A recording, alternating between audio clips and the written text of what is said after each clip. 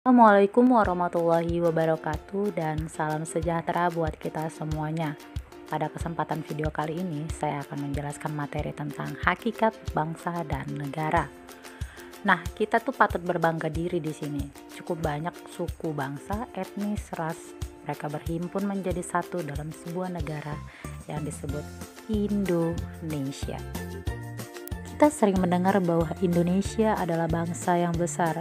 Ada banyak keanekaragaman suku, agama, ras, adat istiadat, dan yang lainnya tumbuh dan hidup di Indonesia saling berdampingan. Penting kiranya untuk kita ketahui bersama di sini apa itu bangsa dan siapa sebenarnya bangsa Indonesia itu sendiri, mengapa kemudian mereka bernegara dan sebagainya. Menurut Ernest Renan, bangsa adalah sekelompok manusia yang berada dalam suatu ikatan batin yang dipersatukan karena memiliki persamaan sejarah dan cita-cita yang sama. Sedangkan menurut Otto Bauer, bahwa suatu bangsa terbentuk karena adanya suatu persamaan, satu persatuan karakter atau watak itu tumbuh dan lahir, yang terjadi karena adanya persatuan pengalaman.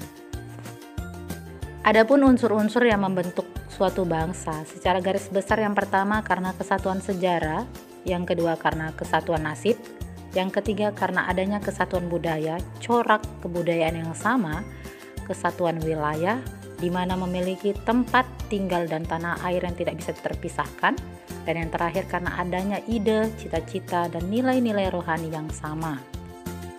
Bagaimana agar bisa disebut sebagai negara?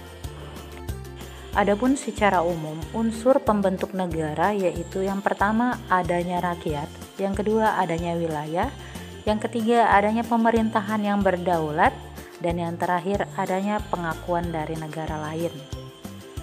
Tanpa ada keempat unsur ini, maka belum bisa dikatakan negara. Kenapa? Karena jika suatu wilayah tanpa adanya rakyat yang menduduki wilayah tersebut, maka wilayah tersebut hanya dapat disebut wilayah tanpa berpenghuni. Jika unsur dan negara telah terpenuhi, maka negara sudah bisa melaksanakan fungsi dan mencapai tujuannya. Adapun tujuan negara Indonesia tertuang jelas dalam teks pembukaan Undang-Undang Dasar 1945 pada alinea keempat, yakni melindungi segenap bangsa Indonesia dan seluruh tumpah darah Indonesia, memajukan kesejahteraan umum, mencerdaskan kehidupan bangsa, dan ikut serta melaksanakan ketertiban dunia yang berdasarkan kemerdekaan, perdamaian abadi, dan keadilan sosial.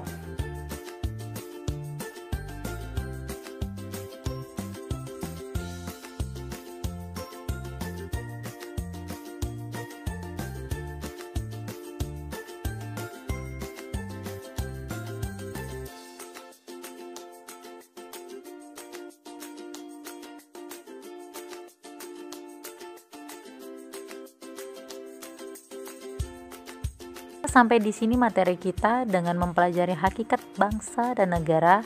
Adanya perbedaan di Indonesia yang sangat beragam ini tidak menjadi penghalang bagi masyarakat untuk selalu bertoleransi dan saling menjaga satu sama lain dalam keutuhan kehidupan berwarga negara.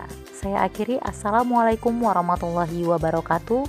Salam sehat dan tetap patuhi protokol kesehatan. Sampai jumpa.